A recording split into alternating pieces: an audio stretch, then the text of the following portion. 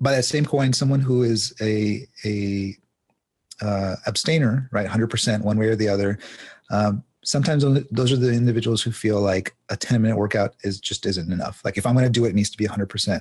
So those are the individuals that also sometimes, and again, this is where you have to know yourself, is if they can't do 10 minutes 7 days a week, then they're the ones who have to go in and give it 90 minutes, like a full, completely you're spent at the end of it kind of workout, because otherwise they don't feel like they accomplished anything.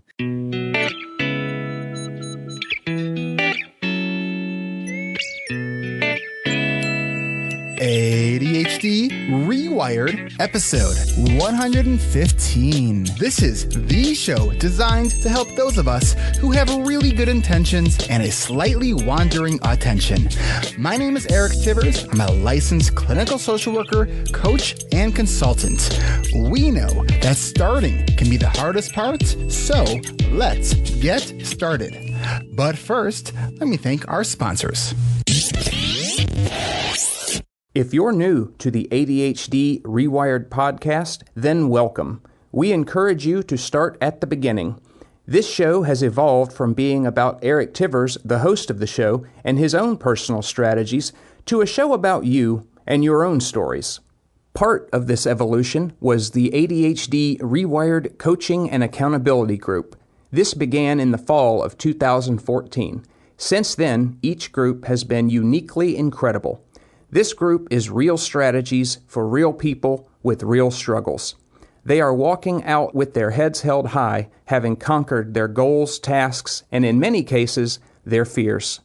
While this group does offer many methods for being more productive, it is so much more. This group is also about the emotional aspects of your struggle, such as shame or inadequacy. It's about getting to those emotional barriers and having a supportive group help you break down the door. We invite you to join the ADHD Rewired Coaching and Accountability Group. Come and see that there is power in human connection. The changes you see in yourself will no doubt be secondary to the changes you see in the other people who identify with your story and with your struggles. So yes, I am speaking to you there, sitting on top of that pile of laundry with the bag of chips in your hand. And you there, sitting at that pile of papers that may or may not have a desk under it all. Go now to coachingrewired.com. For those of you who get off the couch in the next 48 hours, you will receive a discount. Again, that address is coachingrewired.com. My name is Tom Nardone. I am not just the spokesman for the ADHD Rewired Coaching and Accountability Group. I'm a graduate.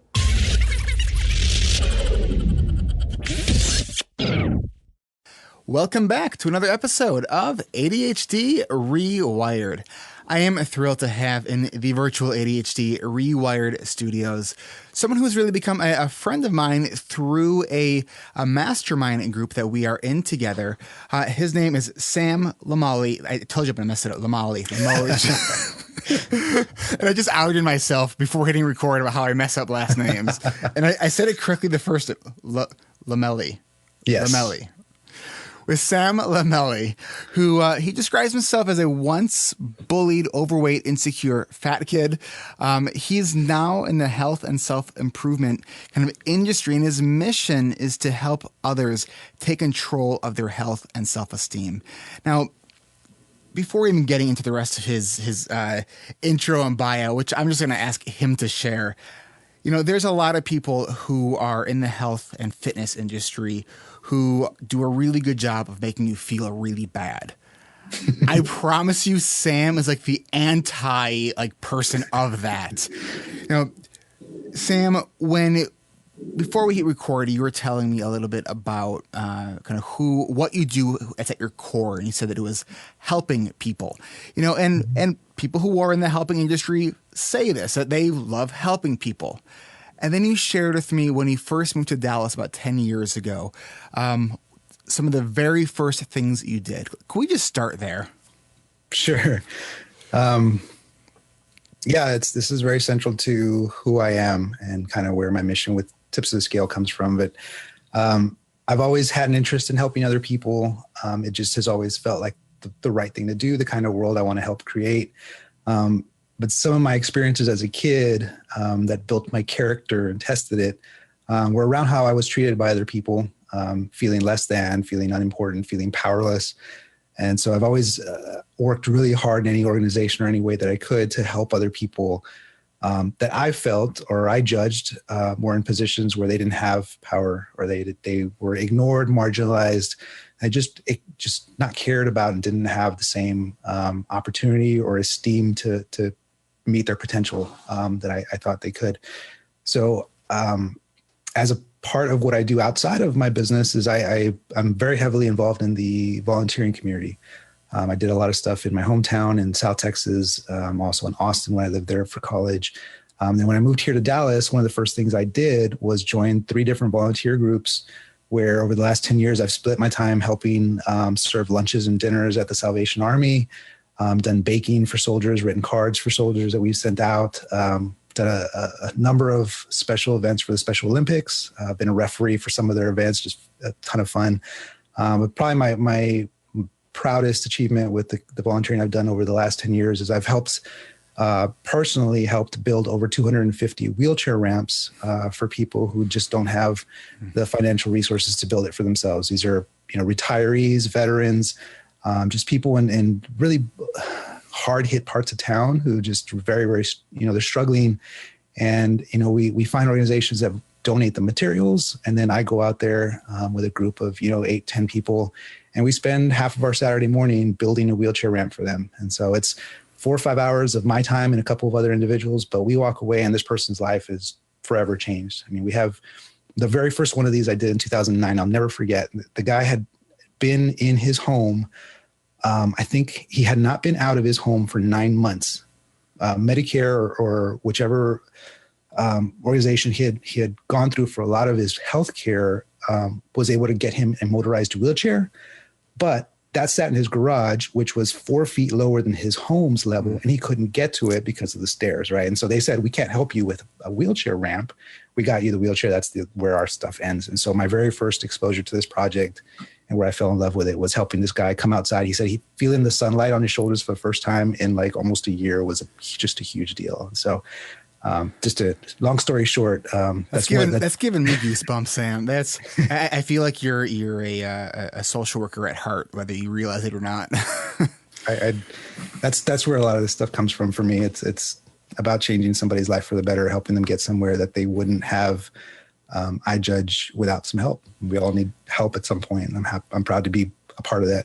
Sam, was there someone in your life that was that person to you? Oh man. Lots of people. As a kid, so I was born, I'm the last of 5 kids, and I was born 10 years, 9.5 years to be precise, after my closest sibling, my sister. And so I was a whole different generation. All of them were graduating, getting married, gone. I grew up essentially as an only child in a neighborhood where everybody else had siblings. And so I didn't have anybody to stick up for me. I didn't have anybody to be my protector, any of that stuff. My parents were obviously a lot older since they had me really late. And so I made few friendships, but I made really close, really tight friendships. And so those individuals who, and I hesitate to say this, but who took pity on me or who allowed me to connect with them meant the world to me. It felt like I had an ally where I didn't have anybody else who was obligated to me. And so those people became my champions. They gave me just enough confidence to get myself through another month, another week, another year. And as I got older, I found individuals who, I was attracted to individuals who were also kind of outliers, outsiders. I was felt drawn to them, and I made close friends with those groups of people because I usually found that they were a little more open-minded, a little more accepting. And I just felt like I was safer with those individuals. So they became kind of my champions. They became kind of the people who gave me that compassion that I try to pay forward now. And as I got older into the corporate world, my dad died of blood cancer when I was 20. And so he wasn't around for my marriage, for me graduating college, for the birth of my son, stuff like that. But after his passing, I found, and I realized about myself that I attached to male role models. So I had several bosses. Actually, I had a string of bosses in the corporate world who all helped mold me. I learned a lot from each of them. And they, when I look back for whatever amount of years that I reported to them, were kind of that father figure. You know, for better or for worse, there's some people that had bad habits, and it was more of a learning of what I didn't want to be, right? Just like relationships, you figure out what you like and what you don't like. But these individuals helped me grow, cut my teeth, learn the stuff that helped me come into my power and see the ways that I could affect change in the world. And so now that I feel like I've got a platform and I've built something that helps me yield some level of influence, I'm using that platform as I can to help other people feel empowered and like they can take control of stuff that they may feel like is completely outside of their control. And for a lot of people, that's their health. They may feel like these are my genetics. This is, you know, I've tried and failed 50 times at diets. Nothing seems to work. I've tried everything. And they give up. They just mentally kind of accept that identity that they're always going to be this way. They're always going to struggle with, you know, getting winded going up the stairs, can't walk across a full parking lot, stuff like that. So I want these people to get out of that mode of giving up. And as you and I were talking about before recording, my whole deal is not, you know, getting people to that 50th pound loss, that 100th pound loss. It's getting them to take the first 10 steps. Like just get up. Let me hold your hand. Let my community kind of, you know, stand behind you and cheerlead you to take that first step out your door. If it's just, even if it's just to the mailbox and back. So that's day one. Let's back up a little bit. So, you know, first of all, I think that, I know as I've known you, how long have we been doing this mastermind group for? I mean, year and a half, maybe. And so I just know you as this person who has this huge heart, and it really does, you know, it's the things you say, you live it, right? So what I'm curious about is, so the kind of the creation of this community and Tips of the Scale, your podcast, it has a very specific kind of mission that you're interested. You've spoken to 150 plus people who have lost over 50 pounds. Right? Yep. And the thing that I think is so relevant here in this context for the ADHD Rewired listeners is we know there's a huge correlation with ADHD and obesity.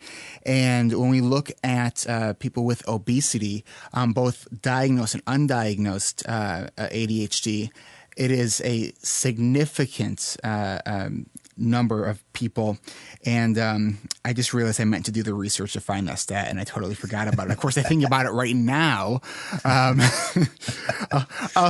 I'll put something out there. I may or may not find the statistic about that and put it in the show notes. So anyways, we know that there's a lot more obesity in the ADHD population. So I think that knowing that is super, super relevant. And knowing how I know you, whether, Sam, whether or not you have a background in understanding ADHD or not, just the language you use and the way you communicate, I think would make anyone with ADHD who is wanting to lose weight and is really struggling with it and is kind of being held back even by some of the shame. And we deal with that both with weight loss and we deal with that with ADHD.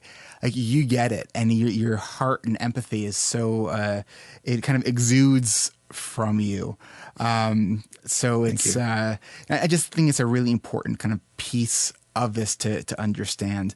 And I too have been there where, I've shared with you that I was also a fat kid growing up, and it was something that I still kind of struggle with. I mean, I get on the scale almost every day just to not because I'm like obsessive about it, but just because if I'm not thinking about it, it is so easy for me to put back the 30 plus pounds that I've lost before. I mean, at my heaviest, I was in high school, my senior year of high school.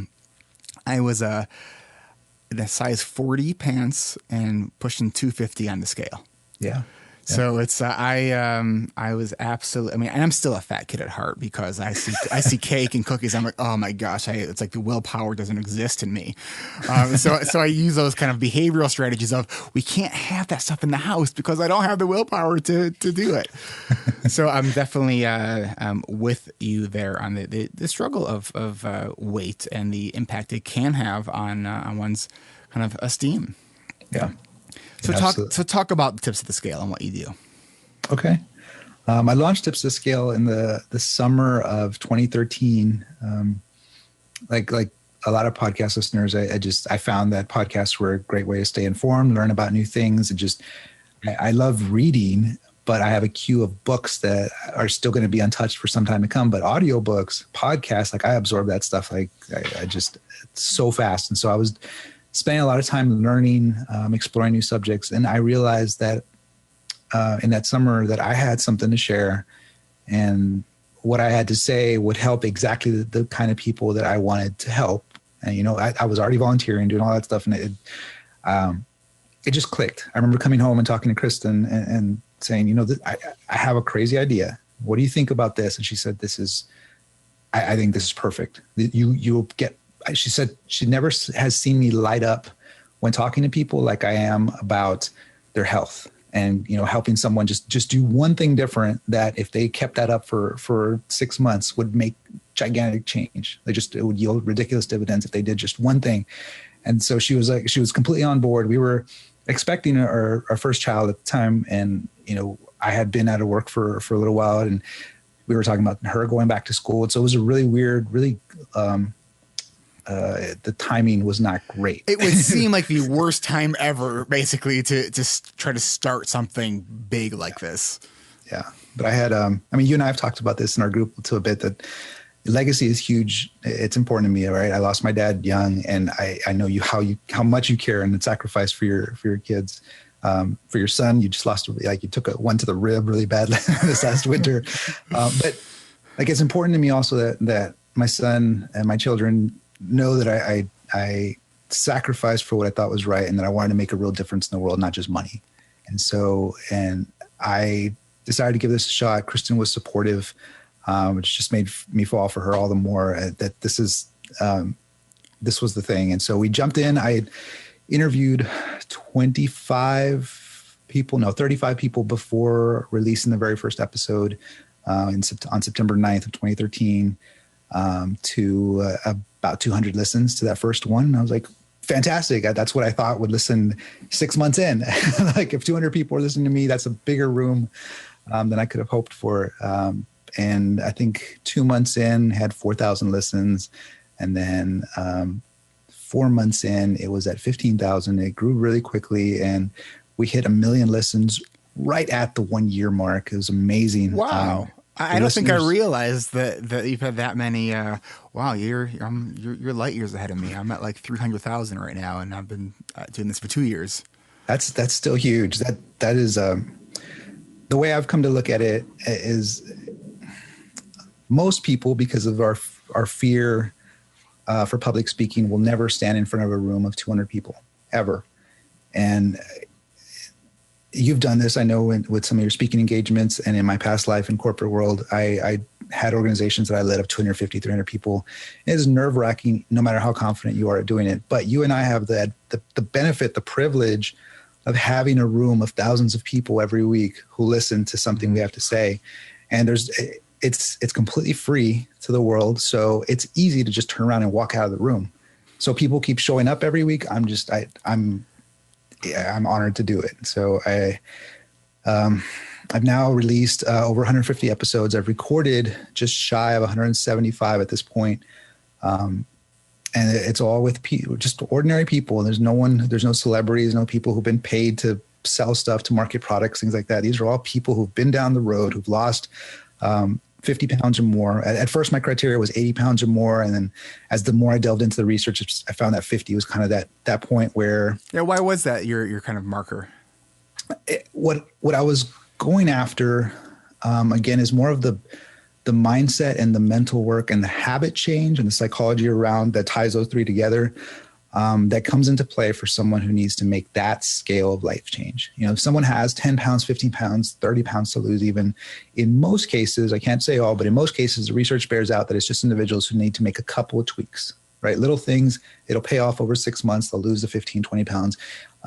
It's not so much the mental side, but individuals who have 50 pounds to lose, 80 pounds to lose, there's usually, again, I'm not going to paint with a broad brush, but usually there are some emotional issues tied into that. There's an identity crisis. There's coping mechanisms. There's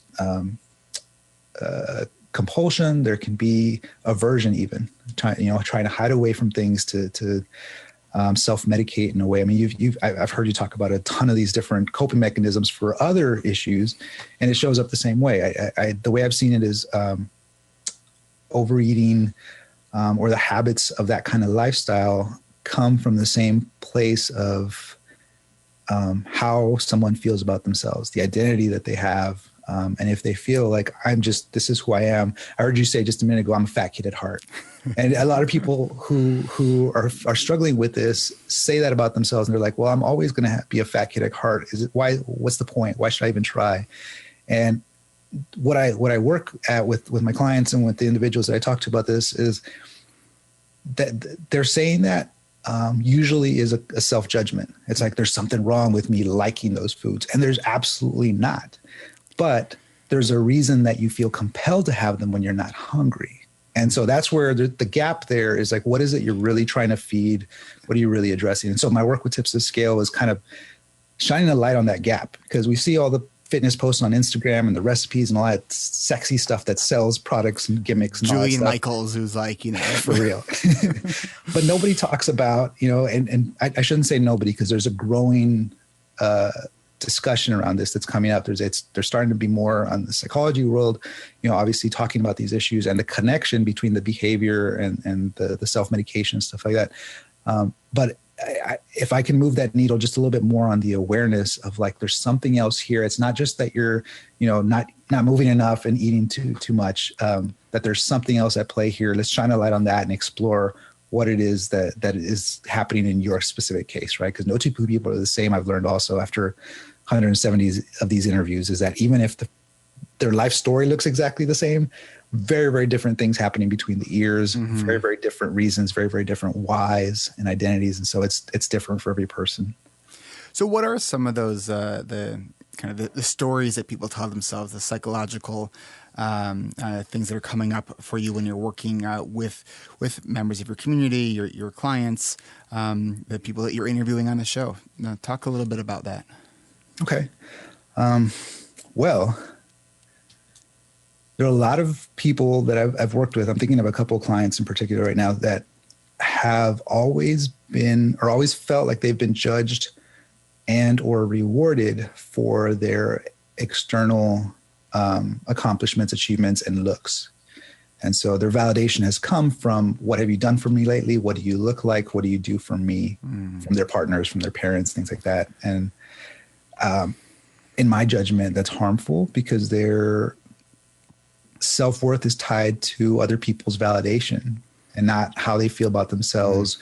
If they're doing things that make them happy. It's interesting when you ask them, like, what makes you happy? When was the last time you felt really happy? These individuals have to really dig for that. They're like, I don't know. And most, I think a healthy person knows, I love music. I love running. I love dogs. I love puppies, whatever it is. Right.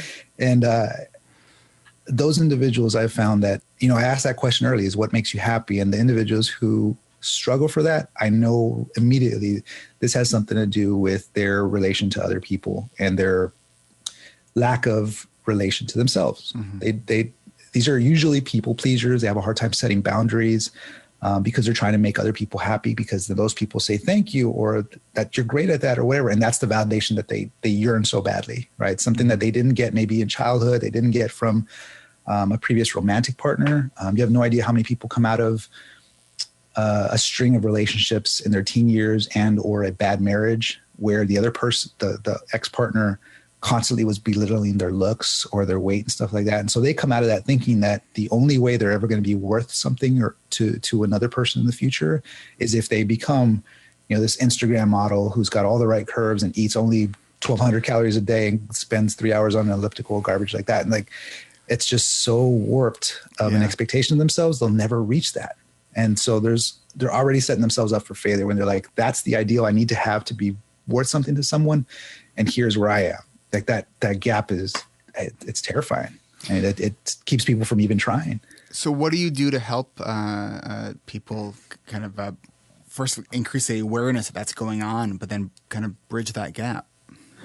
Well, so this comes from a lot of work that I did developing people in the corporate world. So I used to be a second level manager for call centers. So I'd have 200-300 people reporting to a team of 15 supervisors who report to me. So my work was developing the people who are going to be developing the people. And so I've learned to be really good at asking questions. And so my first interactions with clients are typically 100 questions. Like we'll sit down, just like you and I and the guys in the mastermind did the first couple of times, just really get to know each other, really dig into our histories, our life story kind of thing. But the questions that I'm really using to dig into is like, how do you feel about yourself? How do you feel different from the person you were 10 years ago? If I were to ask you then, and these are the questions I ask on my podcast too. If I were to ask you 10 years ago how you described yourself, how's that different from now? And what I find is that the people who have kind of the same identity now as they did back then are the ones with a lot of unresolved things. They haven't really figured out what they like and what they don't like. Mm-hmm. And they haven't figured out what they want to be in the world. So a lot of those probing questions about who they are, what makes them happy, what lights them up. And then the interesting one is also what other people think of them. And this is where it gets kind of murky, because some people are unclear. They're more clear on what they want other people to think of them than what other people really do. Mm-hmm. So there's a disconnect there. And then there's the tactical ones, like, what do you feel when you eat? What are the times when you normally feel compulsion to eat? For example, there's somebody in the community who's shared that she's a hardworking. She owns her own business. She works from home. She has 2 daughters, and she's got a husband who works full time. And she says that she stays super busy and she loves being a mom. But the second her kids are gone and she has time to herself, to the refrigerator, like immediately. And she's like, I don't get it. I'm not hungry, but for some reason, when I have that, just like that quiet space, I take like a deep breath, and all of a sudden I feel like I have to go binge. Mm-hmm. And it's a pattern, and it plays out over and over. And so what I've done with her is ask the question, what are you afraid of in that time? Are you afraid of something? What comes up for you when you're alone? And so there are conversations we've had around that. And what we've discovered is that it's the house, it's being at home and alone. Because what we've tried is, and this is some of the approach I take with these individuals is, do the exact same thing somewhere else, because environment is a huge deal. A lot of triggers, just a lot of connections. And so what we did in that case is, the moment she was alone, go to a park, go read, just disconnect for 30 minutes, go somewhere else, get out of that environment, and then see if you have the same compulsion. And she didn't. She went outside and spent the first 30 minutes at a park, relaxed, blood pressure came down, right? I'm sure, just a whole different vibe, whole different, energy, comes back home and she'd be okay. So it was just something about that moment at first of being home, kids were gone. And I don't pretend to be as educated in the world of what exactly is going on between her ears as someone like you with your years of training.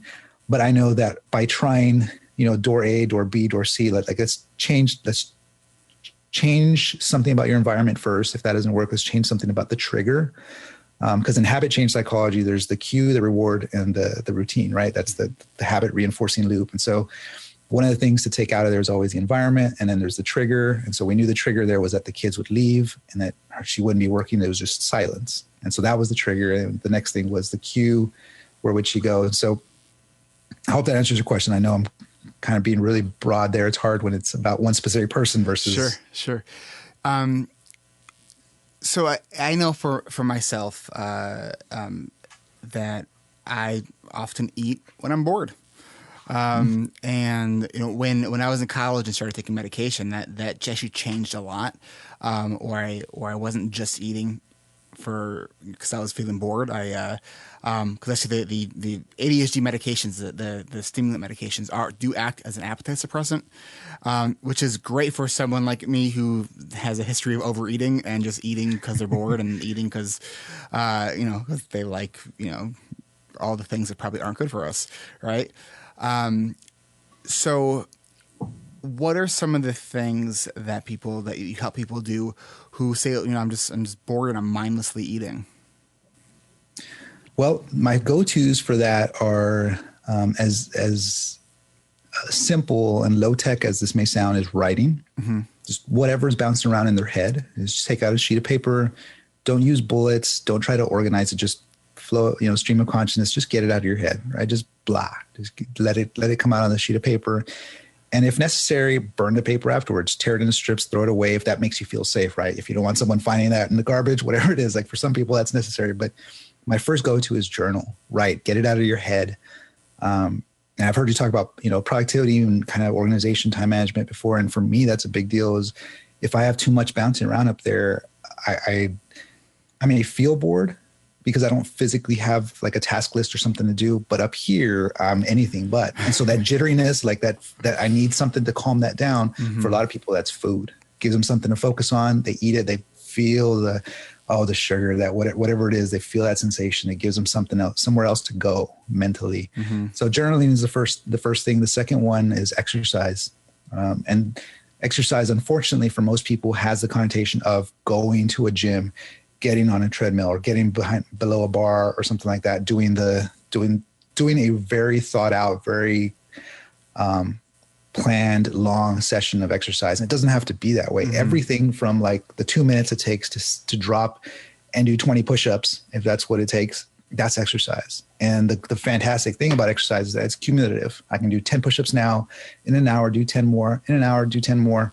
Throughout the day, I could knock out 300. But if you ask me to get down and do 300 right now, absolutely not. You'd laugh at what's going on to me after the 50th one, right? So I don't even know if I can get to 50. Like my exercise is all cardio. It's I don't do any weightlifting at all. So I'm thinking if I did 50 push-ups, I would be sore for 3 days. And for someone who says that, my first thought is, okay, let's break up the 50. Sure. Do 5, an hour from now, do another 5. Absolutely. That's it, across an entire day. And people are amazed at how quickly they adapt. Those first 5 can be terrible. Your arms are shaking. I remember when I first did push-ups as a teenager, my arms were all over the place. I'm pretty sure I fell on my face. It was awful. But the worst was in gym class when you had to do the pull-ups. Oh, those never. Or the rope, the climbing rope. I've always wondered what it's like at the top of that rope. That's something that I've never ever seen. But it sounds like what you're saying too is very similar to what I recommend to my clients and what I've done whenever I've fallen out of my own workout routine. Is all right. So if you haven't worked out in a couple months or longer, don't jump in and say, all right, I'm motivated. I'm going to go work out for half an hour. Like, go work out for 5 minutes and be done. And don't do more than 5 minutes. Because when we tell ourselves we'll just do it for 5 minutes, but we do for 30 minutes and then we're like really, really sore the next day, our brain remembers that. And so the next time we're going through that and we tell ourselves, well, do it for 5 minutes, our brain, this little voice in the back of our head that goes, you're a liar. I remember when you did that last time. I'm going to make you procrastinate and you are not going to the gym. And so maybe we're not fully aware that that's sort of going on. Yeah. But yeah, I like how you talked about this, like beginning with those really the smallest steps. For some people, it's just get to the gym if you are planning on going to the gym, and then reward yourself. You don't even have to go work out. Day 1, success. Day 2, go check out the locker room. Look at the equipment. Maybe get on it for a few minutes. Success. Day That's 3, enough. Yeah. Right? 5 minutes on some machine, then 7 minutes, then 10 minutes. I'm working with a kid actually right now who, I think lots of kids hate gym, right? It's like like he wants to go hide in the bathroom for gym. So I was able to negotiate with him and his school that, and I didn't want his parents to be the ones that are butting heads with him. So he got a Fitbit, something to track his heart rate and everything. Okay. That as long as he consistently sends me his data. So I wrote a letter to his school, kind of excusing him from gym. We're focusing on fitness, right? And we're getting his heart rate and his cardio up, and it's going pretty well so far. Right on. Good for you. Good for him. That's good for him. It's hard to be someone doing something different at that age, at those years. So, I mean, he sounds like an action taker, and you're giving him, I think, something that's actually working. It's good for him. He doesn't really like the negotiation, but he hates gym that much that that this is working for him right now. I told him, I'm like, you know what? It's one of the problems, and I think that I don't know if have you ever read the book Spark by John Lomeli?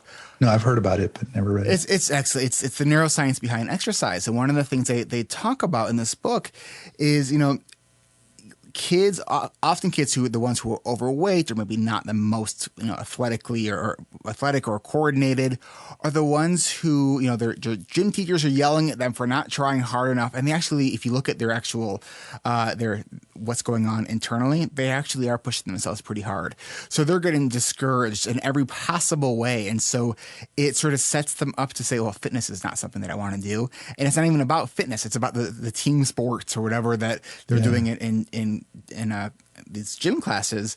And so I try to tell kids, it's not about gym. It's about physical fitness and physical wellness.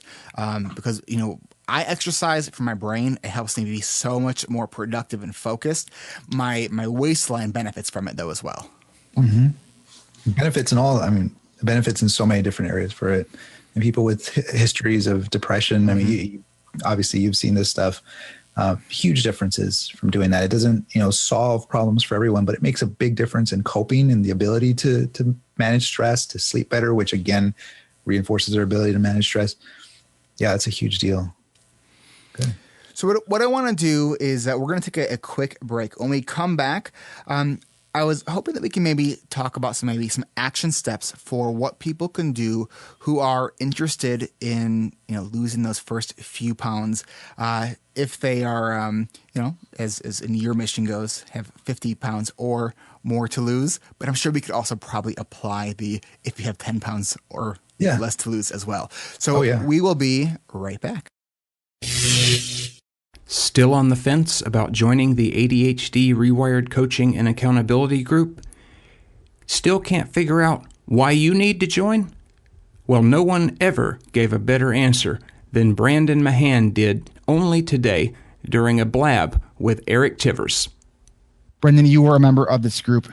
Why should people join? Just to get the structure, right? Like it's a lot like a jump start. Right. So if you're floundering and you know what the best practices are, but you're not doing it because that's how people with ADHD roll. Right. We often know what we should be doing. We just are not executing it. It'll give you that kickstart to practice those things that you should be practicing. When you've been in the ADHD coaching group and you have to plan your week out because Monday you're going to get asked what the plan is, it's easy to keep that rolling after once you've graduated from the coaching group. And then if it falls apart, come back and join another coaching group and get that kickstart again. But it's a lot like any of those shake diets, right? Like people go on those shake diets and they're like, I lost 20 pounds. And it's not the shake diet that does it. It's the stuff that the shake diet starts, right? Because they always wind up saying, I started taking this like green smoothie thing every morning. And then I started only eating salads and lean chicken. And then I started exercising. And now I'm ripped and 20 pounds lighter, and it's all because of the shake diet. No, it's not. But the shake diet is what opened up the door to let you access the rest of that stuff, because you were not going to lose those 20 pounds if you hadn't taken the shake diet. But it's not like you did some work in there and give yourself credit. And that's what the coaching group is like. It's like it opens the door so that you can do the work that you need to do. It supports you in doing that work. Friday the 13th. That's May the 13th is the deadline for registration for the next ADHD Rewired Coaching and Accountability Group. Just go to coachingrewired.com. Again, that address is coachingrewired.com. And we are back with Sam Lomeli. Did I get it right? Yes. Hey, Sam. So, all right, we're going to let's dive right in and give some action steps to listeners on things they can do to begin that process of losing some weight. Okay. Well, the very first step, as weird as this may sound for some individuals, is to ask yourself a couple questions to help you figure out what your most effective approach is going to be, right? Because you don't want to sign up for being miserable and choose a path that's not going to be for you. So one of the first questions that you need to ask yourself is, am I someone who works better with moderation or with 100% one way or the other? A lot of people, and so Gretchen Rubin, in her research and her studies around this, calls them abstainers and moderators. And she has this whole framework around it. I highly recommend her stuff too. She has a podcast as well. But that's important because you immediately knock out 50% of options based on this, right? That's great. You know, are you someone who is an all or nothing thinker? And typically these people know who they are. They're A personalities. They know that they can't just have a little bit of this thing because they'll go completely out. Usually these people self-described as like, I have an addictive personality is what I hear from these individuals. Or are highly impulsive. Yes. Yeah. So these individuals know this about themselves, but it's important to be honest at this step because you are setting yourself up for failure if you go down the other road, right? There's no point in pretending that cutting carbs is going to work for you if restriction doesn't work and you need some kind of moderation. And so most people know immediately which one of those doors makes sense. So if you're a abstainer, if you work well with complete restriction or just all or nothing thinking, some people have a negative connotation of it, but it can be really effective. This is where like Atkins works for individuals, or going low carb, right? Atkins, or going even extremely low fat and going the other route of high carb, low fat. Both of them, according to the science, exactly the same results. Just depends on who's doing it. Right? I just want to pause you there because you just kind of caused this kind of shift in my mind. Because as someone who is really oriented as a cognitive behavioral therapist, where that all or nothing thinking that as one of those cognitive distortions is a really common thing that I see. And you just said that let's use all or nothing thinking as a positive kind of attribute to how to decide what's going to be a more effective approach. And, you know, I'm almost embarrassed to admit I don't know if I've ever thought about that before. Maybe just not in that language, but I think that's great. That's great. All right, keep going. I just wanted to kind of pause there because I was like, that's brilliant. All right, go ahead. Well, to expand on that for just a second also is like, it's hard to change decades of programming or, you know, that rut, that path, that groove that we've worn really well by just being like, oh, I've eaten fruit all my life, but I'm going to stop all that today. It's the so same you're thing saying you smoking. can't just rewire your brain on one decision. It takes lots of practice and lots Yes. of routine and repetitiveness in that. Yeah. And so if you piggyback on the habits and tendencies you already have, like if you already know you're an all or nothing thinker, you're a black and white thinker, you are an absolutist, then leverage that, use that to your advantage. These are the individuals that instead of going to the gym 3 times a week are the 6 times or 7 times a week people. They may work out for 10 minutes, 7 days a week, but they will make that 10 minutes a rock solid, unmovable part of their day. These are the all or nothing thinkers. And I have to imagine too, and I'm just kind of thinking out loud with you, that, you know, with ADHD, we have these sort of areas of our life that we are like rock stars in, and then we have these other areas in our life where you're like, how is that the same person, right? And so I have to imagine that there are areas in people's lives where that all or nothing thing is you know, alive and well, and there's other areas where that it's creating a lot of maybe chaos and unhappiness. So it's just sort of an interesting thing because I mean I work out more days than not, and that's a really sort of important thing to me. And I'm just trying to think about it. Am I more of a moderation person, or am I an all or nothing person? And probably the best answer is yes. You know, it's probably both in different areas of life. So it's a yeah, I'm going to explore that in my mind. I'll try to do that after we talk so I can pay attention to what you're saying. It's the least I can do. It's a fascinating subject. I'd actually not explored that myself until I delved into Gretchen Rubin's material and her books and research. And it's just like you said, it bleeds over from certain parts of her life into 100 different ones. Mm-hmm. But once you know that about yourself, it's powerful. And so going by that same coin, someone who is a abstainer, right, 100% one way or the other, sometimes those are the individuals who feel like a 10-minute workout just isn't enough. Like if I'm going to do it, it needs to be 100%. So those are the individuals that also sometimes, and again, this is where you have to know yourself, is if they can't do 10 minutes 7 days a week, then they're the ones who have to go in and give it 90 minutes, like a full completely you're spent at the end of it kind of workout, because otherwise they don't feel like they accomplished anything. And the moderators, on the other hand, are the ones who, like we were talking about the push-ups, they're the ones who can do 10 push-ups, an hour later do 10 push-ups, an hour later do 10 body weight squats and things like that. It adds up, and as long as they feel like they're making some kind of progress, they're doing okay. Do you ever use the Pomodoro method? the timing. Yeah. Where you have 25 minutes of like single focused, single tasking, and then take a 5-minute break. Yes. When I do that, one of the things that I will often do in that 3 to 5 minute break period are jumping jacks. Good for you.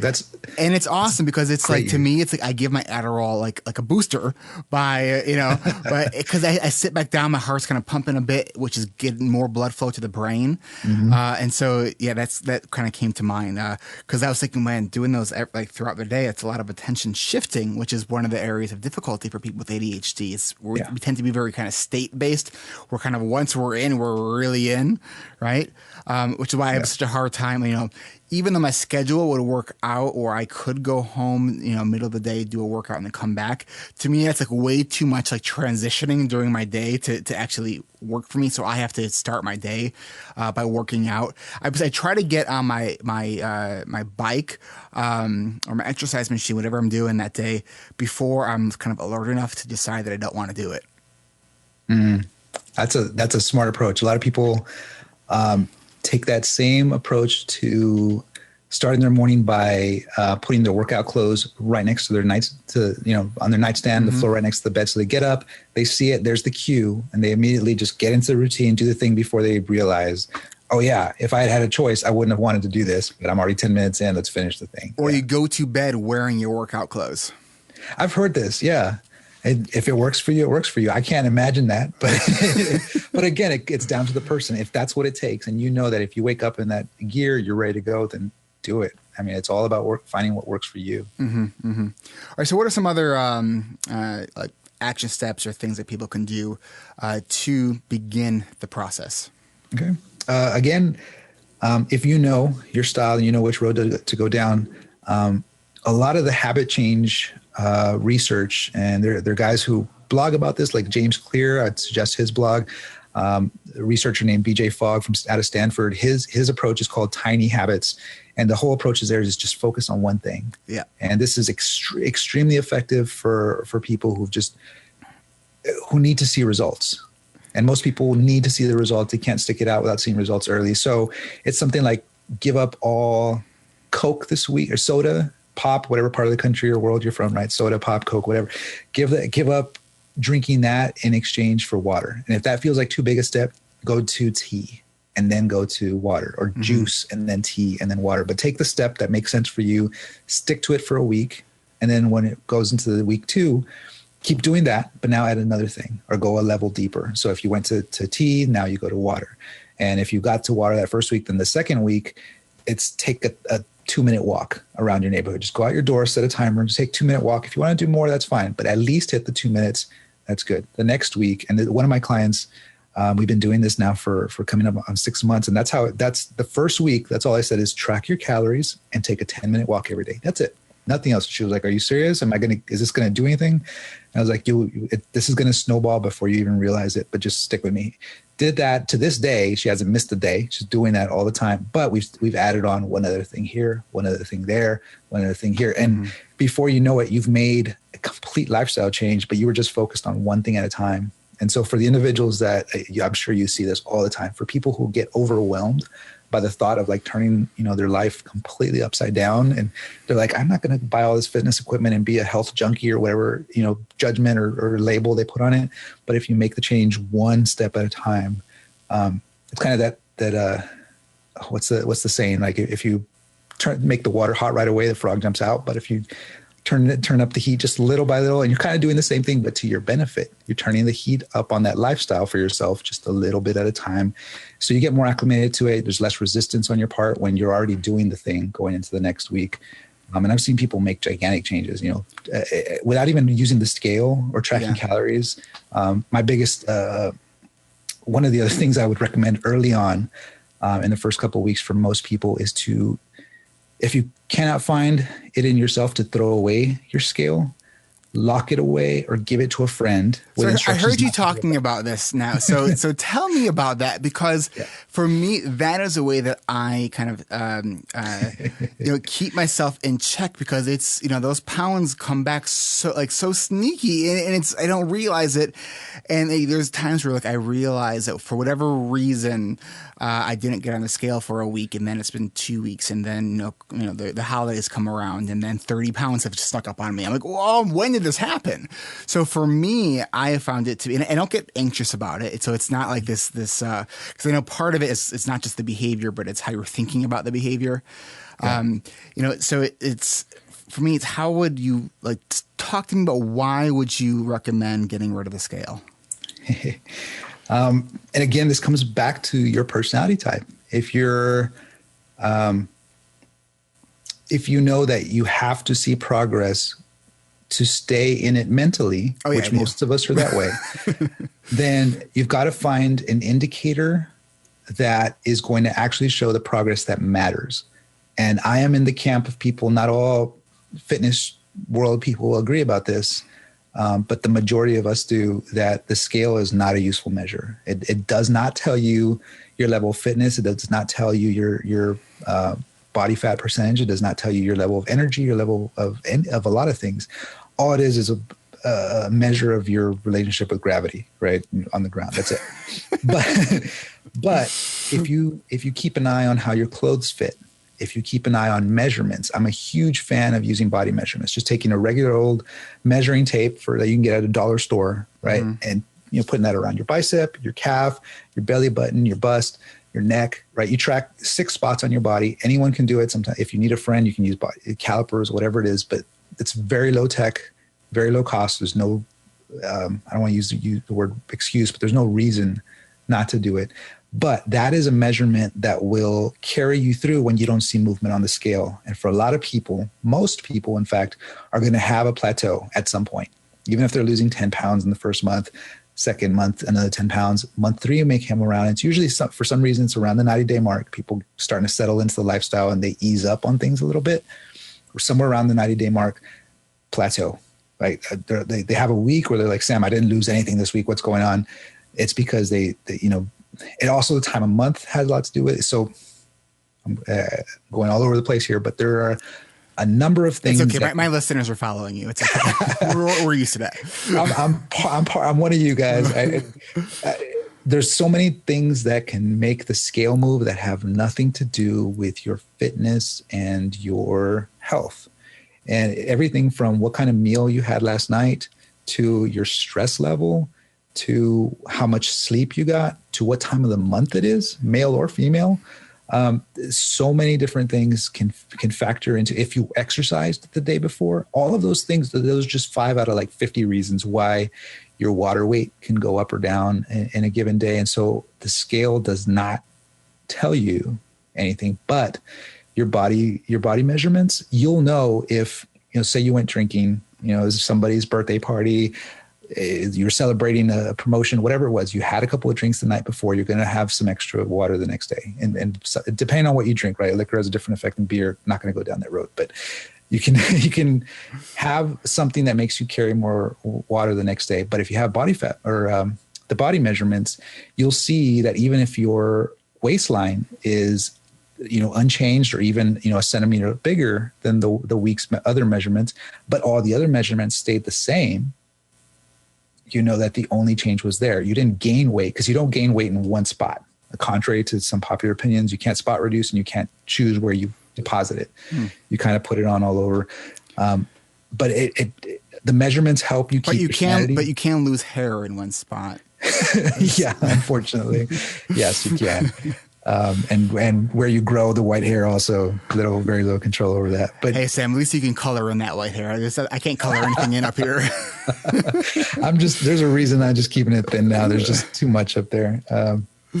But again, finding something that's going to keep you motivated when the scale is not doing the job. And a lot of people have an obsessive, and again, this comes back to knowing your personality, an obsessive, desire or need almost to weigh themselves every day. Mm-hmm.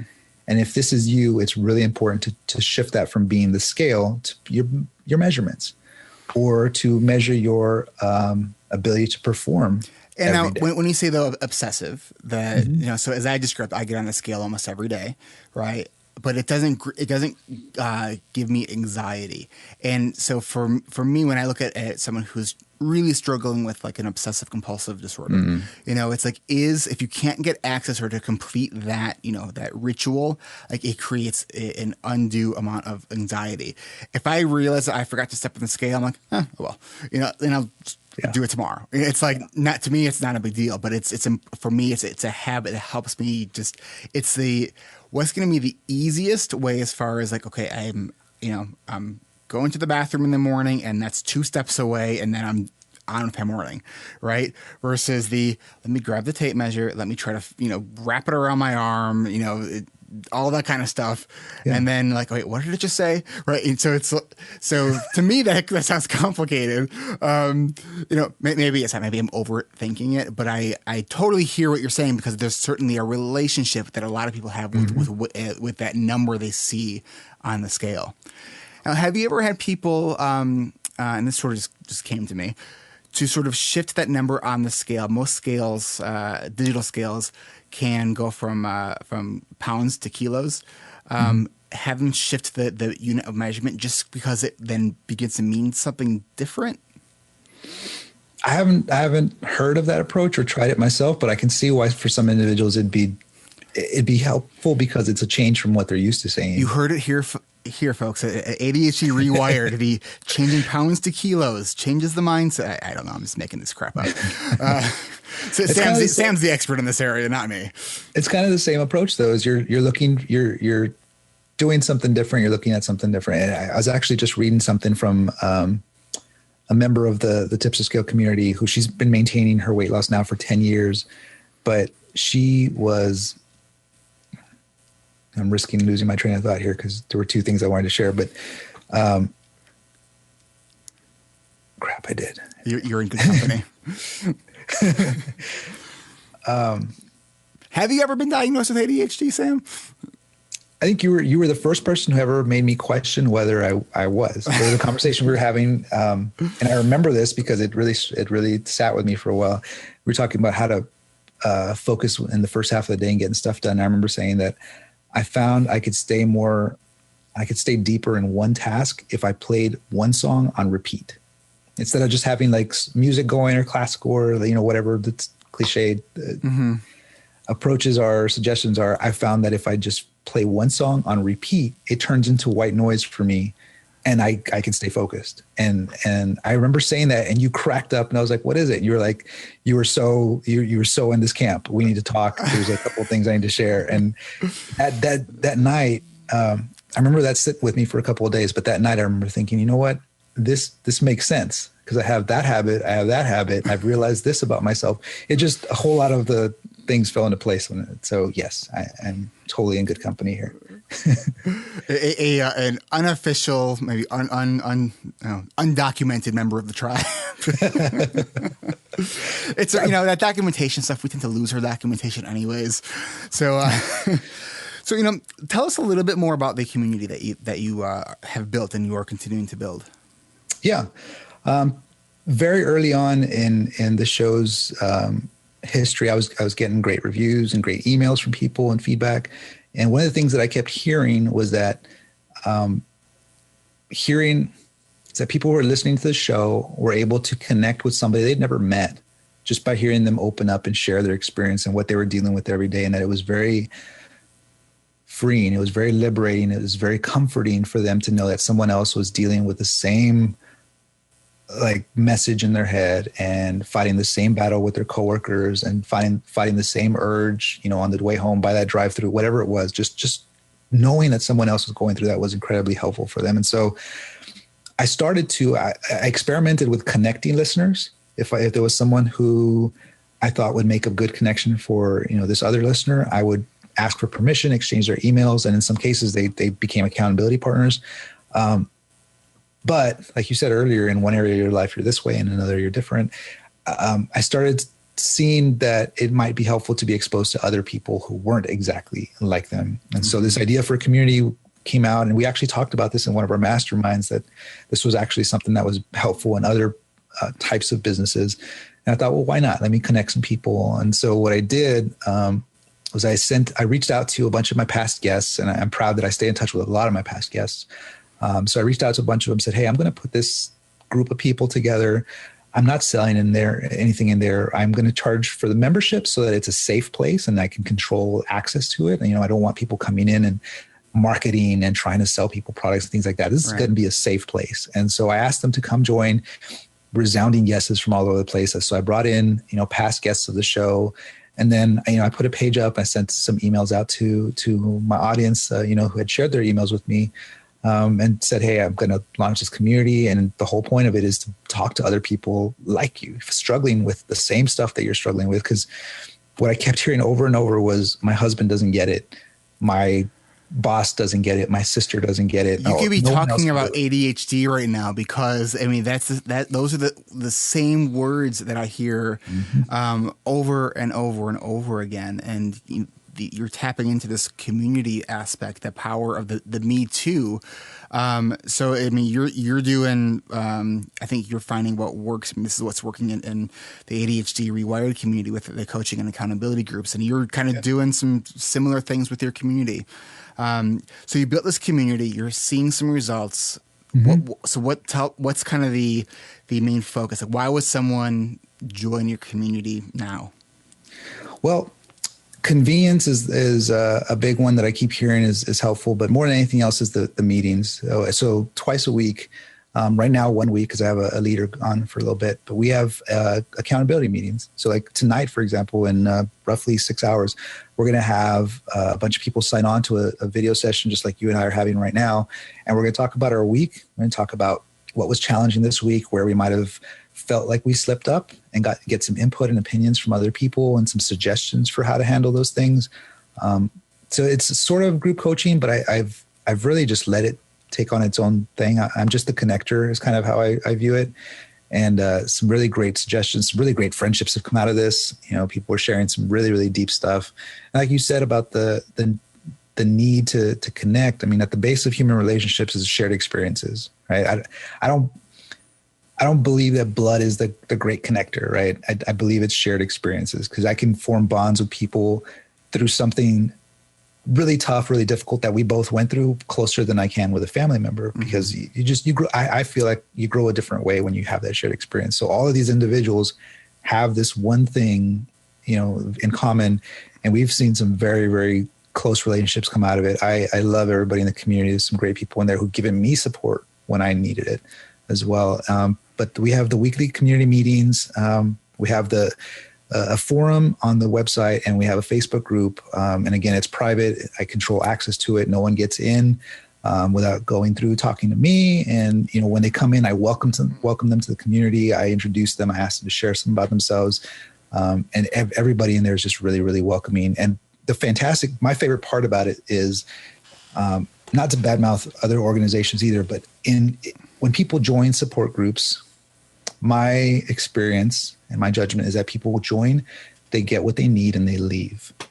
And what I love about this group is that we have people in there who've been maintaining for 10 years, 5 years, people in there who genuinely want to help other people. They have the same generous heart. They want to give and see other people succeed just like they have. So we have people in there who don't necessarily get anything from the group other than they're feeling good about helping someone else. So you have the benefit of experience in there. It helps people connect with people who are on the show, which again, if you're listening to my podcast and you hear someone who you really connect with for whatever reason, they're most likely going to be in my community. So you join, you're going to be able to interact with them every day, get the answers to the questions that maybe I didn't ask on the podcast. You're going to really connect with them in a different way. So we have that. We have some special events. We've done exercise sessions in there where people were watching me do push-ups, and me and some other people we've done, I think it was 20 minutes, a 20-minute workout you could do at home, zero equipment, no weights required, things like that. And so we've recorded the whole thing. And it was me and two other individuals, and we had a personal trainer, certified, registered, like a real trainer, credentialed, talking us through the movements, describing the exercise. We've got that video in the community. So people can pop that recording up, do 20 minutes of exercise, and go back up to their day. We've done cooking demonstrations in there. There's one that Andrea Mathis, a good friend of mine, and she's also a personal trainer and has done tremendous things in her business as well. She showed me, I learned from it, and she showed the community how to make chicken like 5 different ways. And I it's funny, I still use most of them because it was only one of them I knew. I was like, how many different ways can you make chicken? Anyway, one of the most watched videos, and it just took like 45 minutes. She showed 5 different ways to make chicken in her own kitchen. We recorded the whole thing. And so people replay that. I had somebody on who had been a college dropout, had been overweight, had been basically destitute, had been living out of like his car, and built a business around self-improvement, helping other people. And he's a Beachbody coach at this now, and he makes like $500,000 a year, just, helping people with, the products and exercise, stuff like that. Didn't even mention the brand once. So, again, I have people on who genuinely just want to help. Yeah. His whole thing, he didn't talk about his products or the business at all. He was just talking about, here's what I did to get through this slump, get my head in the right place, lose over 100 pounds, and keep myself in check. Like, he was genuinely just helping on the subject that mattered. He wasn't in there to try to sell anything. We've done interviews. James Clear I'm a huge fan of his. He writes about, again, habit change, psychology, and behavior change. He's done several seminars on this. He and I have exchanged a number of times. We did a very private Q&A in the community with him too. So we do stuff like that. I like to bring in people who have, again, who share my philosophy of wanting to help, pay forward, and want to do it for the right reasons. And so we have these private events where they can do Q&A. We've got an individual who is in the community. He's registered with the American Heart Association, I think, to be a diabetes counselor. Mm-hmm. And so we did this whole session on diabetes prevention, and he was sharing like the precise amount of walking it takes to drop your diabetes risk by like 60%. It was new learning for me. I share that number all the time now. And so that was something I learned in that session. We had somebody on last month who is a depression recovery coach. She's credentialed. She's gone through a bunch of training for this too. And she shared some of the tactics and strategies that she uses with people to help them get over the slump of, coming through depressive episodes, or people who've been battling with it for years. So we touch on a bunch of the same stuff I think that you talk about too. It's just, I'm really proud of what the community is. My mission with it, again, is to connect people who have this shared experience and can lean on each other, to help educate through these special events that we have, to have accountability built in, which we do with the meetings every week. And they're like, half of the members of the community text me on like a every other day basis, screenshots of like their MyFitnessPal logs. And, today I did 20 kettlebell swings, or I did this and that. And I'm happy. I high five people all the time, and and we've got a number of community members who now text each other on a daily basis. So one of the directions we're going in is also setting up individual accountability, like connecting accountability mm-hmm. buddies. Like I originally kind of thought to, they've come up with a better way to do it. So we're going to implement that. So it's growing. It's I adapt to what's working in there and what people seem to respond to. It's taken a life of its own. Like I said, I'm just the connector and the gatekeeper. And once people are in there, we're our own little, I call it the village. It's the Scale Warrior Village at scalewarriorvillage.com. And so every new member, I say, hey, we have a new villager. Welcome, John, Mary, Bob, and we get into their life story and start asking questions, and people get to know each other. It's a very fun, amazing place. It's my other family. And clearly you speak from the heart, and I can, if what you're hearing today from Sam resonates with you, check out his podcast, check out his community. This is someone who gets it and has the sensitivity to understand that it's not just about, what measurement you're looking at, whether it's your scale or the armband, that this goes deeper, and, the tips of the scale, I just really want to recommend you check out his stuff. And I want to thank Sam for spending the time with us, with me, and for helping the rest of our community get their ADHD rewired. I feel a sense of lightness. Cheesy pun. How do you end with that? But we're going to. Sam, any other information you want to leave people with as far as contact info or anything else? Just thanks for your time. And again, if any of this has touched something, check us out. Again, 150 regular people, no one who's paid to be on the show or has anything to sell you. These are just real people who want to help you out. Tipsofthescale.com. podcast, blog, community. We've got like 100 recipes on there too. Come and check us out. It's all free. I will post links to all of those things in this episode's show notes. Sam, thank you so much. Been a pleasure. Thank you, Eric. All right. Bye-bye. Thank you for listening to another episode of ADHD Rewired. And if you're new to the show, welcome to ADHD Rewired. We are more than just a podcast. We are a community focused on learning, growing, and connection. You could see a full outline of this and all other episodes with all the links and other resources mentioned during this interview at ADHDrewired.com. Help support this podcast by checking out my sponsors. I use Zoom video conferencing nearly every day, and so can you. Go free or go pro. But please go to erictivers.com/Zoom so they know that I sent you. And you can get a free audiobook from Audible at erictivers.com/Audible. And next time you shop Amazon, use the Amazon search portal at ADHDrewired.com. A small percentage of your purchase will go to support this show, and it doesn't cost you anything extra.